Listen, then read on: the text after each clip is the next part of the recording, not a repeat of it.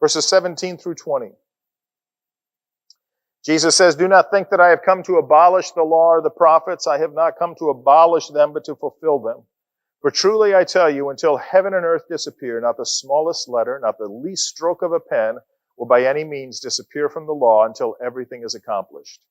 Therefore, anyone who sets aside one of the least of these commands and teaches others accordingly will be called least in the kingdom of heaven, but whoever practices and teaches these commands will be called great in the kingdom of heaven.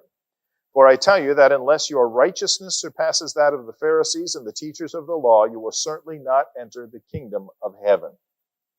Now, Jesus is saying here that we can only understand the complete purpose of the Old Testament in light of Jesus Christ.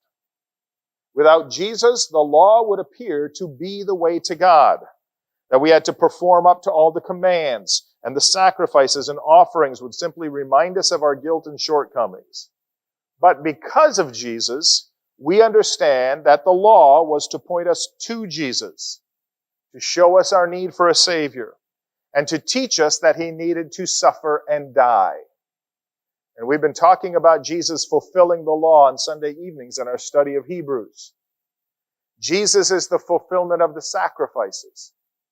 Jesus is the fulfillment of the symbolism of the tabernacle itself, the fulfillment of the priesthood, the fulfillment of the Abrahamic covenant, the fulfillment of the promised land, the fulfillment of the bronze serpent, the fulfillment of the prophecies, and on and on and on and on it goes. So Jesus upholds the incredible value of the Old Testament because it points us to our need for Jesus. And then the rest of the Sermon on the Mount is Jesus explaining how it is that the Old Testament and the common understanding of religion falls short and points us to our need for Jesus.